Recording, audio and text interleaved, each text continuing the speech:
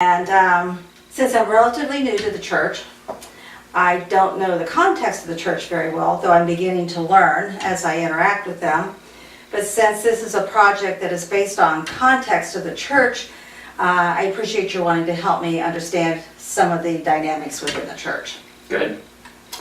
One of the things that we are doing is the journey, and which is very much has to do with the context in the church, being involved in telling this church's story, and are wanting to move into our future. Right. With the journey, we're looking at not only what the story is currently here at the church, but also currently in the community around us. What is the story of our neighbors, and what is the backstory of Bethany, and how does that all play together in fulfilling God's mission? So by backstory, you mean what their history is, their past is, and how it plays into what their present is, and how it may play into their future? Correct. So we look at where we came from and what have we historically been doing very well and we're passionate about, and how does that play into going forward. It also includes the part of the backstory that, our past things that have not happened very well. And so we are able to set those aside and say, well, let's try doing this instead. Okay. Has the congregation been excited about the process?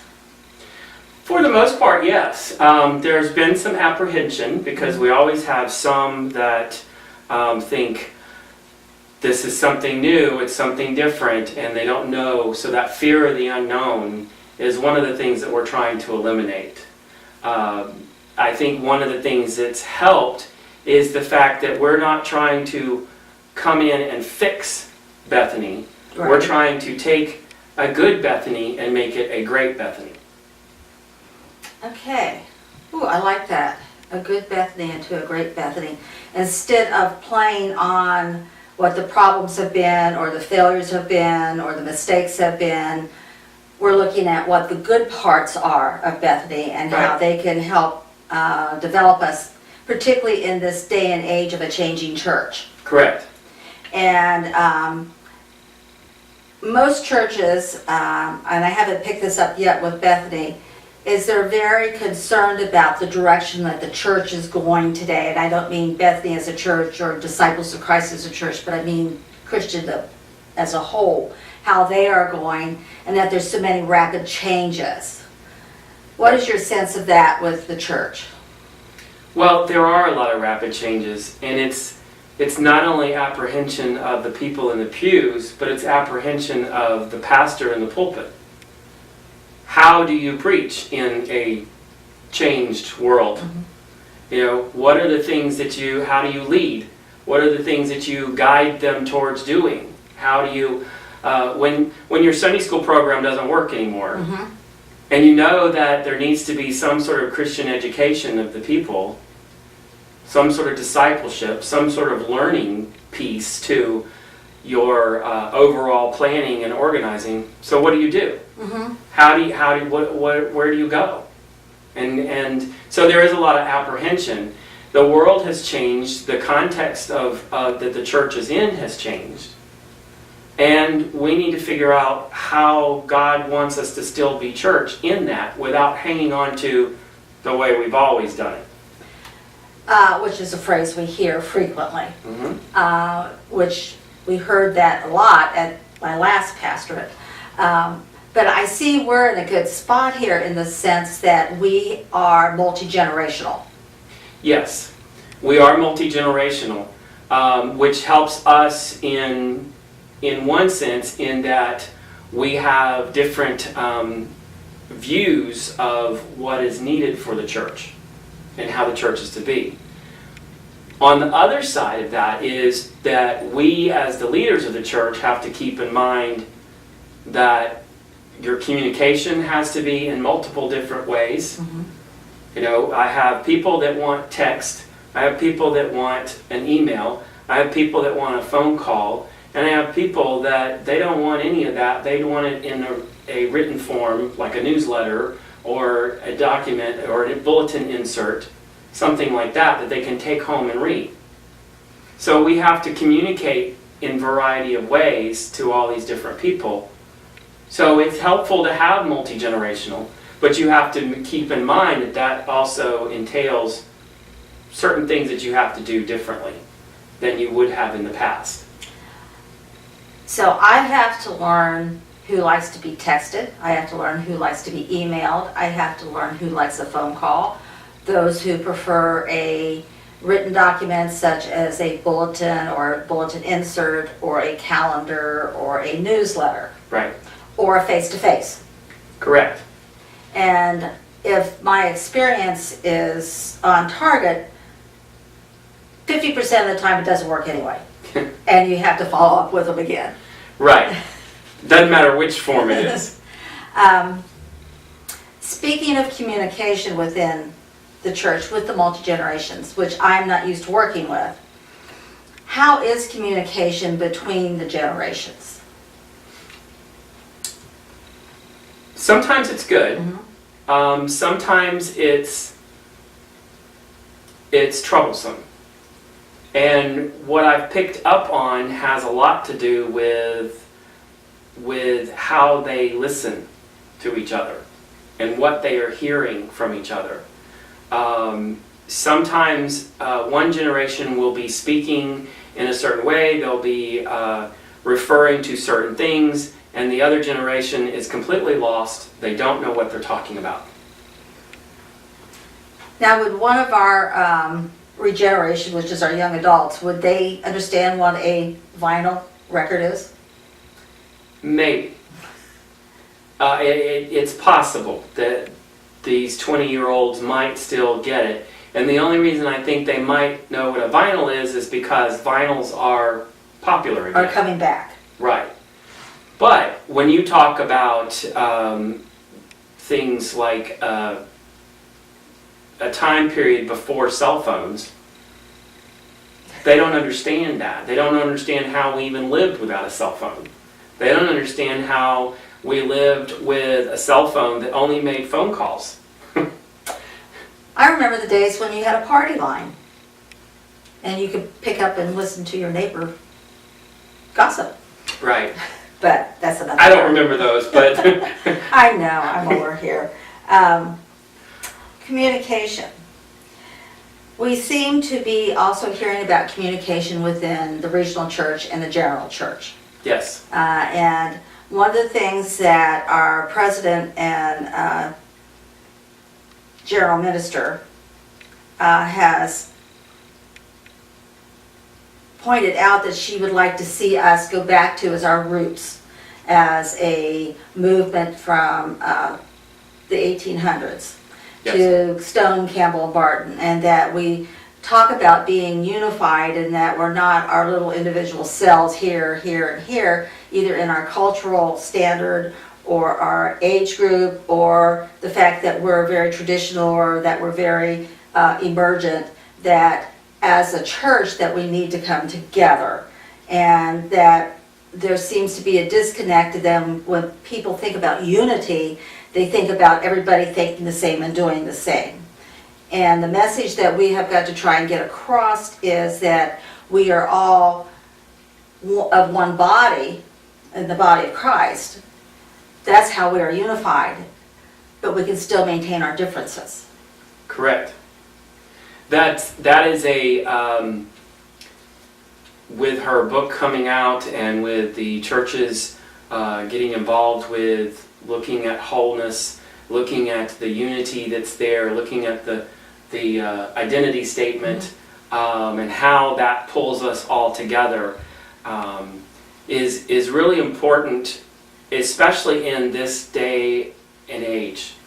You know, the context has changed, and the assumption from the old days that, you know, we have different denominations or we have different types of churches even within one denomination, and that can't happen.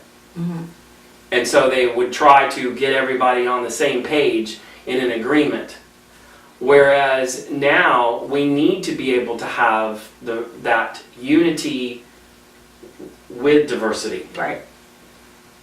Diversified in ethnicity, diversified in the theological thinking, diversified in the version of the Bible that we use, diversified in whether we use drums and guitars and amplifiers or we only have an organ. Diversified in all these different ways of being church and doing church, but still unified as the people of God.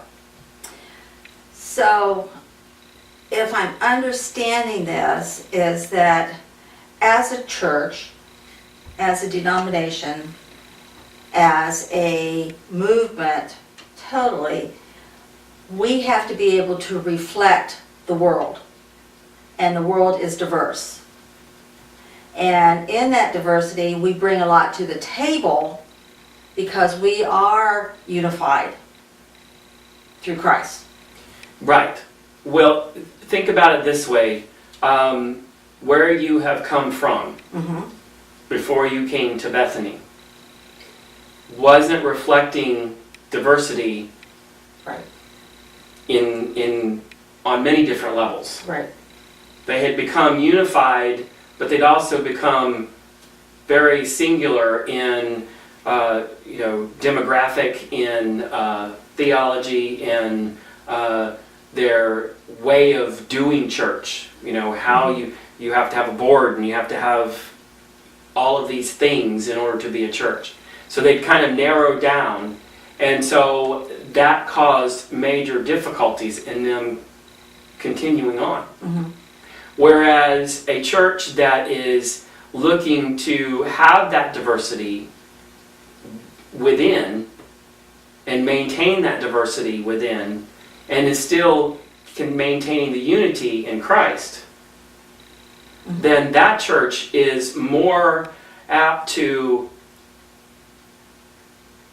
bring in people from the context that we are in, the world that we live in. People will come because they see that diversity is okay. So I might not look exactly like that person, but diversity is okay because there's other people. They don't all look alike. They don't all talk alike. They don't all dress alike. They don't all pray the same way. So I'm okay. I can come to this church. But if they look at a church that's very narrow in who they are, they aren't necessarily going to feel comfortable. So a postmodern person is going to look at that. They look for that unity that has diversity built in. When it comes to the congregation, we have a lot, and it's not just this church, but it's many churches that we did not grow up disciple. And therefore they're not aware of who we are in our past, let alone the past of the church. And as I understand it, we are made of our past and our present in order to become our future. And that in that past and present, we have the choice of what we take with us, but it's who we are. Does our congregation, do you think they are knowledgeable of who we are as disciples? I think that the older generations are. They have either been around the disciples long enough to have heard it and learned about where we came from and know where we are. Many of the younger ones, even though they have been around for 10, 20 years, the disciples, they may not know exactly what the disciples came from or what makes us different than Episcopalians or Methodist or Baptist. So that then becomes the job of the pastor and the leaders of the church to continue to try and find ways to introduce and educate the younger ones or newer people to the disciples, and continue to lift up who we are and where we came from and what makes us who we are. I just came back from a conference where there was a lot of younger people who are going to be our future leaders within the church. I came back very energized. But I heard from them, because some of them are not going to disciple seminaries, they're going to other types of seminaries, that they do not, if they knew what our history was, they are happy to be disciples for what Disciples offers them. And I think that's very exciting for something that we could be doing within this church, along with our mission, because I think they go hand in hand. And that's a place where I'm going to need to start learning the different groups within the church. And one of the things that I've observed, and you can let me know whether I'm on target with this, we seem to be a large group of people, but we have all these little pods in it. And sometimes these pods don't necessarily intersect or interact with one another. Right. Sometimes the pods overlap, sometimes they don't. Sometimes they communicate well with each other, and sometimes they don't. And yes, that is a part of Bethany. It's pretty much a part of most of the churches, that disciples churches that I've been involved in. There have been pods within.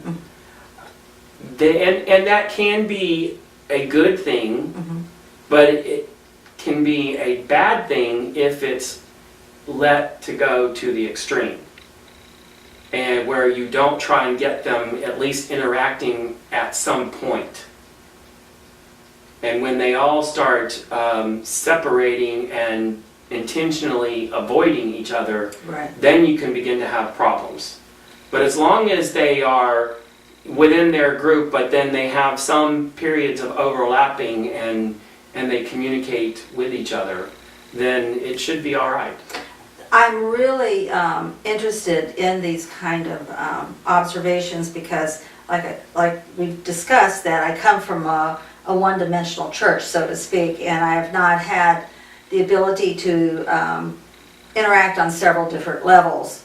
And that Bethany is more an example of what most churches are within, not even just this denomination, but mainline denominations, period. Right. We're cross-section.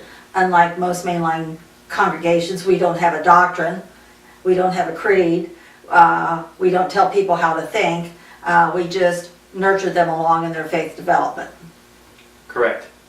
So, after reading the things on the journey and having done some research for this particular competency that I'm doing, which includes communication, that there is a huge need for being able to listen to one another deeply, and to make sure what we're hearing is what we're truly hearing, and not just noise in an ear. I ran across a couple of articles which I shared with you as far as ethnography, and I got to thinking it's very similar to the journey in the story in that. Yes. And it and has the congregation become very much a part of that future story. But it seems like it goes a step further in when you give the results that to the congregation, that they have a place in learning where they are, where they stand, where they think theologically, how they're alike, how they're different, how that works, how that doesn't work. Yes. And have you used how do you listen to your people, either as a group or as an individual? One of the things that I've always tried to do was to focus on the questions that I ask in order to get them talking about themselves.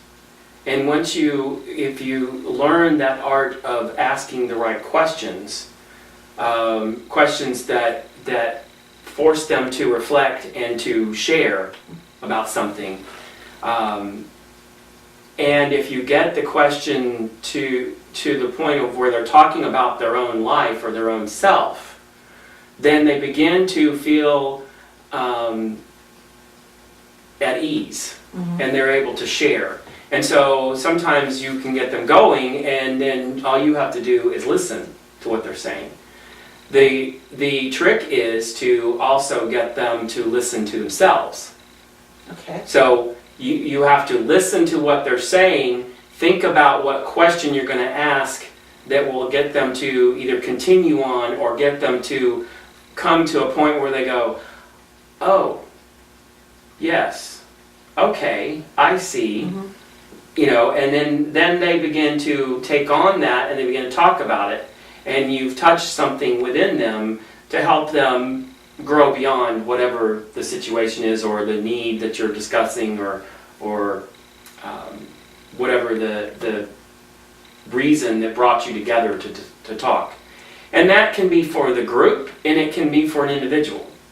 So I always felt like it's really important to listen and then try and formulate the questions while I'm listening so that it helps draw them out and keep them talking. Which means you cannot have any distractions. True. When you are working with someone, especially when it's an important time with a group or an individual, you really need to have just put those distractions aside. You need to schedule it in so that you can make sure that everybody is together. Storytelling is a big part of what we're learning, and you do very well in telling stories. Was the congregation comfortable with telling their stories? I think they are. Okay. I started that when I got here. Oh, okay. One of the first things that I did when I was called to Bethany, within a month or so, there was the series of get-togethers. And we had it with about 5 or 6 people, so it was very intimate. We didn't have it here at the church, we had it at someone's house. And we would sign people up, and so it was every week for about 6 or 7 weeks. We got together with this little group, and I would tell them about myself and where my background is from, and I tell them that I'm a theological mutt and all of this background of different philosophies and thoughts in who I am, and then we would talk about Susan would share about where she's coming from, and we would talk about who these people are. And so we would just go around the room talking about ourselves and getting them to tell their story of who they are, where they came from, and usually, I would ask them, to tell me their religious or theological background, and they might start with that, but they usually ended up going into what they really needed from the church. And that was really what was the intent. Right. Right. What does each one of these need? And giving them time to get to know me. So with starting off telling my own story, and Susan sharing her story, it sort of got them telling theirs. I was going to ask you if Susan was involved, but obviously she was. Okay. Yes. Good. With me being the associate here, I think the approach will be a little different. I was pleased last night when we had Bible study when they seemed excited about the workshop I'm having Sunday, which is on communication. one of the, I think my goals that I would like to approach here is that if we can get some more intergenerational activity. Because I think that's going to be very important to our future story as a congregation, as a community of faith. And so some of the communication techniques, I really want to get into them, is this deep listening and stopping to listen and let somebody talk before they respond. And I think maybe part of that I might have them switch places and try to come, after they've learned what the other person or another group has talked about, to, and this may be down the road, to sit in somebody else's shoes and come Yes. from that aspect. And I've learned in the past that people aren't as far apart as they think they are. And I would like to see that come about. I think there's great potential. We've got a lot of good young people here. Yes, we do. One of the things that we are learning through the journey is to try and find those ways to get the whole church together on something, and to try and see how we can work together within the generations. Instead of planning something for the young adults and something for the seniors and something for the youth, what can we do together as a church? One thing that we do well here at Bethany is our music program. Right.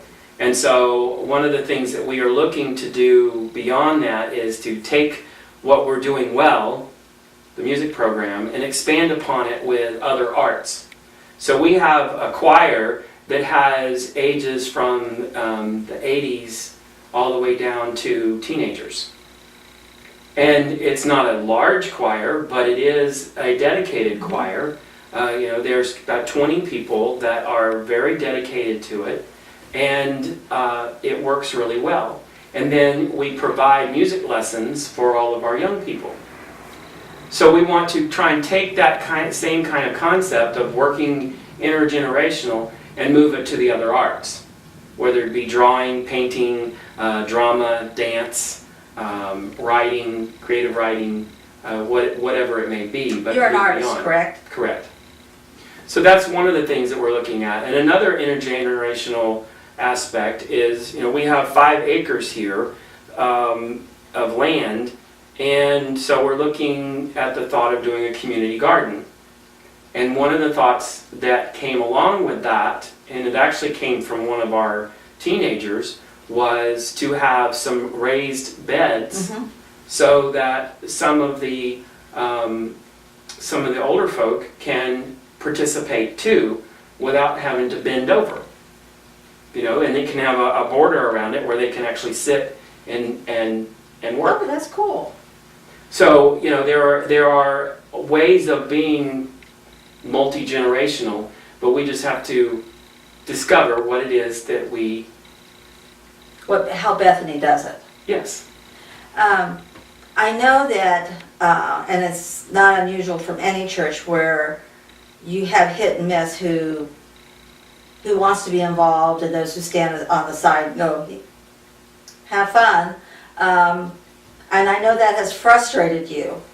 How, as a pastor, and I think you're not just alone in that situation, how do you, I don't want to say resolve it within your life, but how do you integrate it into your pastorate, knowing that it's something that may drive you nuts?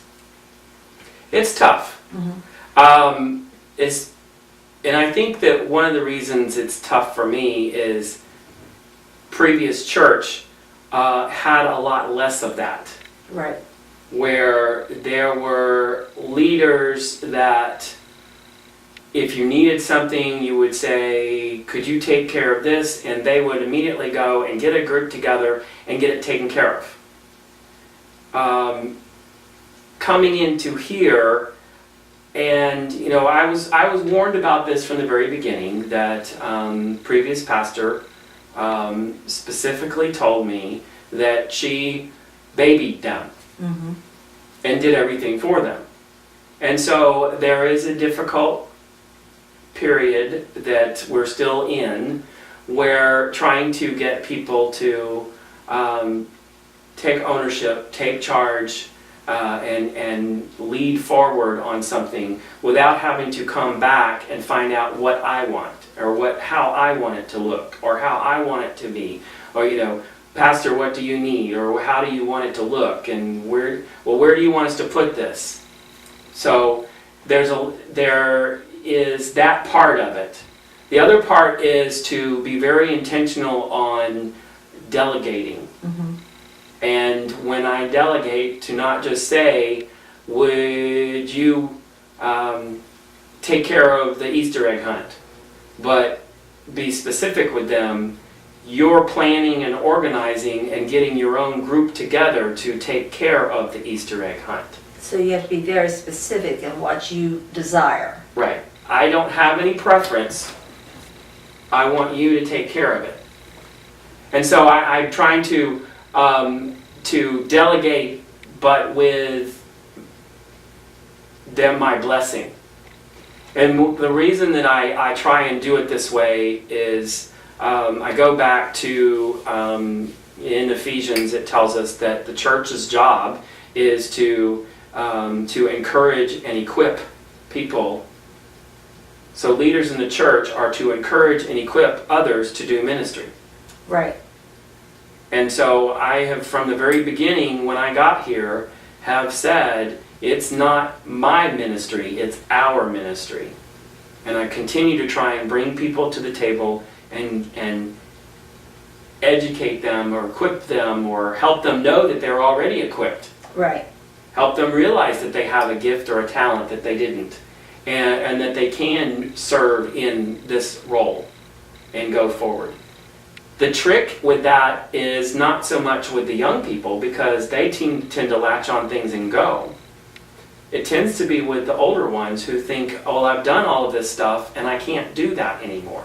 So therefore, my ministry is to sit here and wave from the sidelines. Yes. And trying to get them to realize that God still can use them. Oh yeah. I'm well aware of that. Doesn't matter what the age is. That's right. God still can use you. So what I'm going to take away from this is that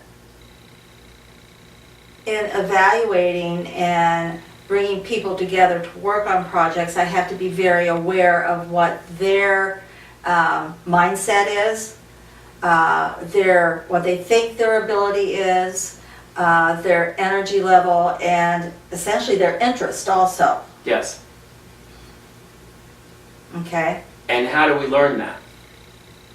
By asking questions and listening to their answers, and then getting them to talk about themselves. right. So it all comes back to this active listening. And you can't do anything without listening. And I think that's where we've had breakdown in the church over the centuries, is that we may hear, but we may not listen, or we listen with a bias of what we think we're hearing. Right. And I think that is another big issue with interactions with people. We all can watch the same ball game, and all of us can come away with a whole different perspective of it, in the sense that I may say, they're rotten. They just didn't do all this week. And you're going, look how improved they were over last week. Perception. Yes. And You find a lot of that on Sunday mornings. in what When sense? after the sermon, after the service, I go to the back and I'm standing there greeting people as they're leaving, and people will react to the sermon and talk to me on the way out, and they will have heard something that I know I didn't say, or I don't think I said that, but that's the way that they perceived it, Right. and that's what they needed to hear that day. And they're just happy as can be because, or they feel like something nudged them, and so I must have been speaking to them, and I wasn't speaking to anybody in specific. And so, that perception thing, they hear based on what's going on in their life that day and the day before and before, on the drive over to the church. They hear the sermon based on the context of who they are and everything that's going on. And so they will perceive something different.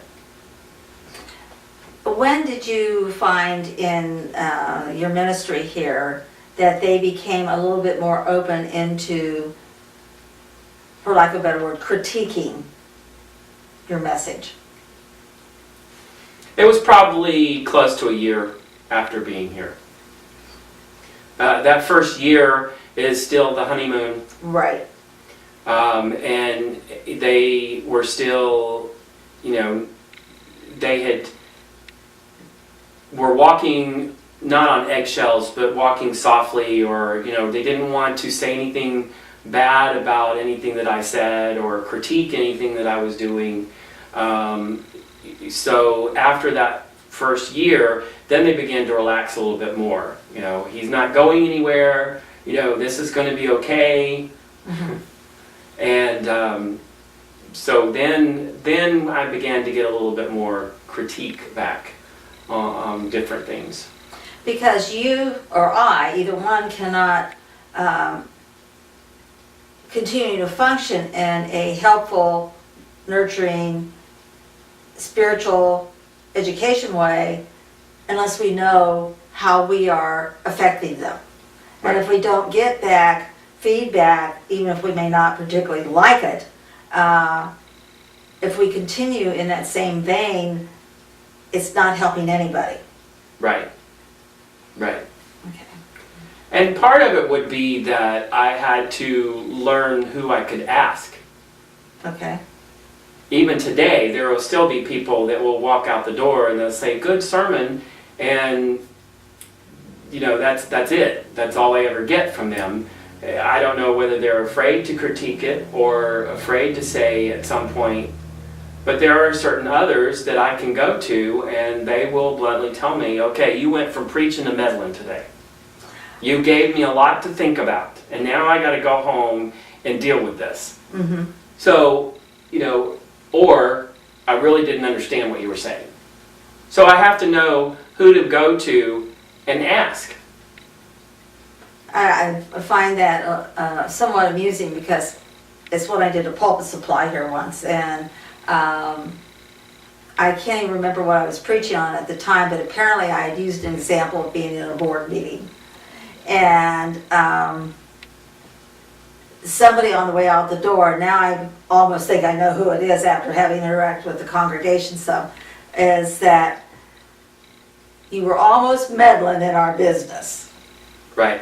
And it's kind of nice to see that frankness, but I hope there will come a day that I can say, well, maybe it's a message we need to look at. Right. Is this something God is calling us to do?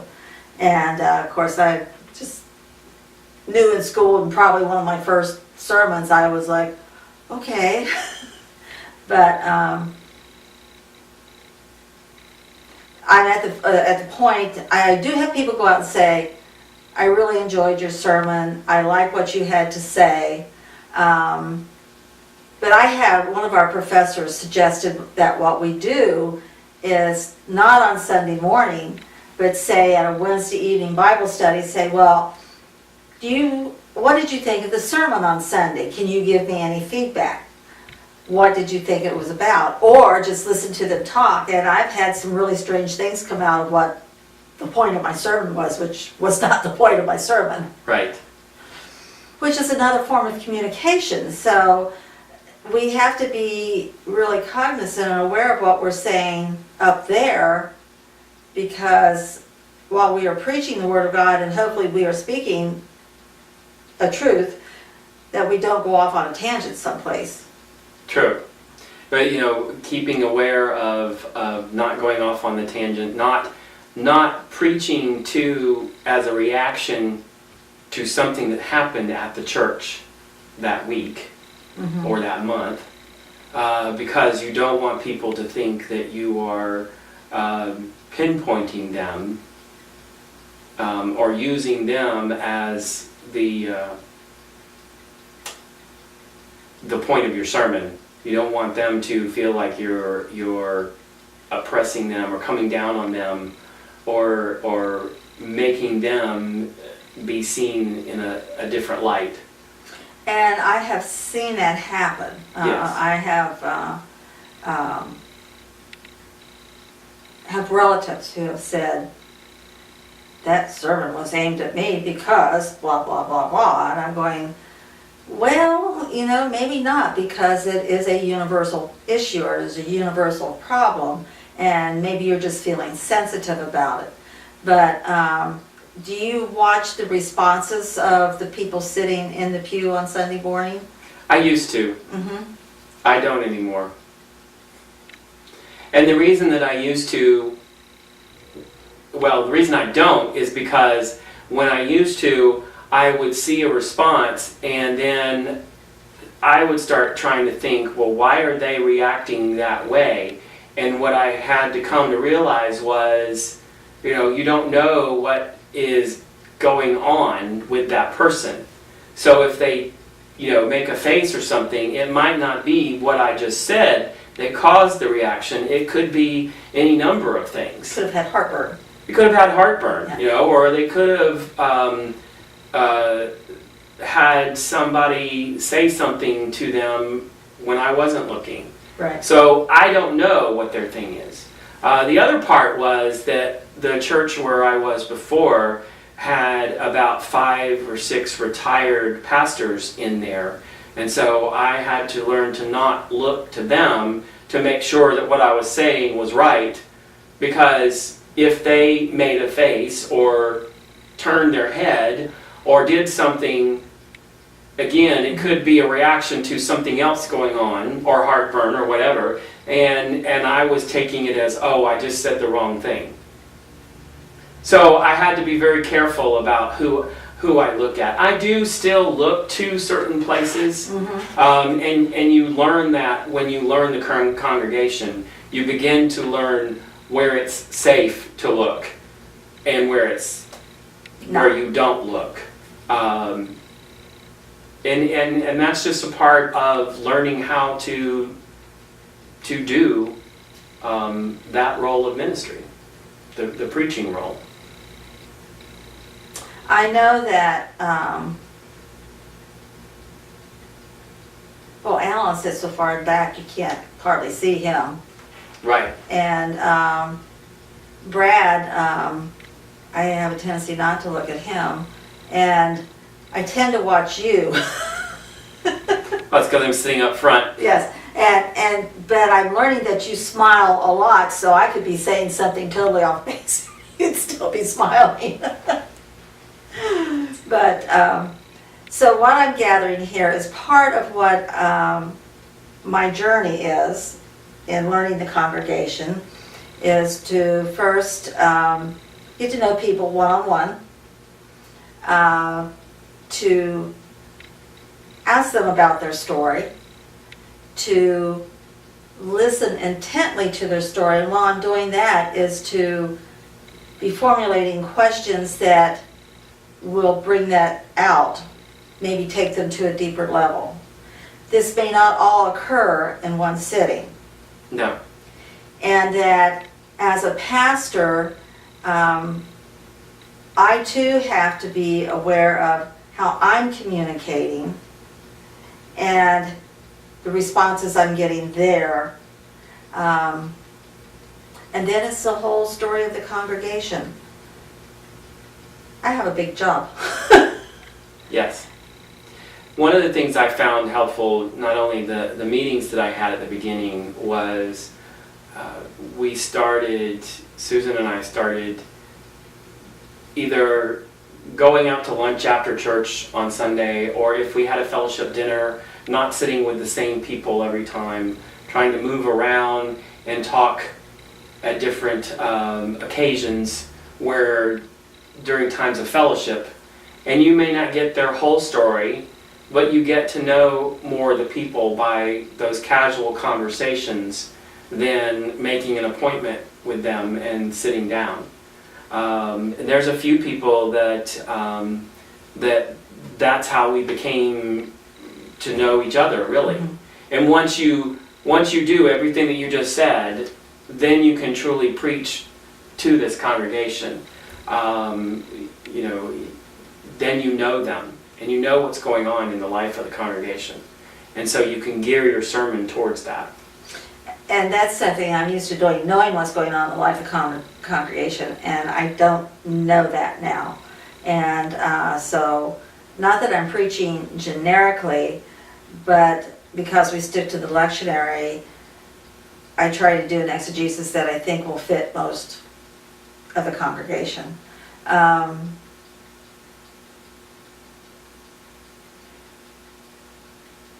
Now I lost my train of thought. And it will probably take me a year and a half before I really get comfortable in this. How long did it take people to start trusting you to come to you with divulging some of their life with you? Again, it depends on the generation. The older generation, by the authority of being the pastor, felt like it was okay pretty much from the very beginning.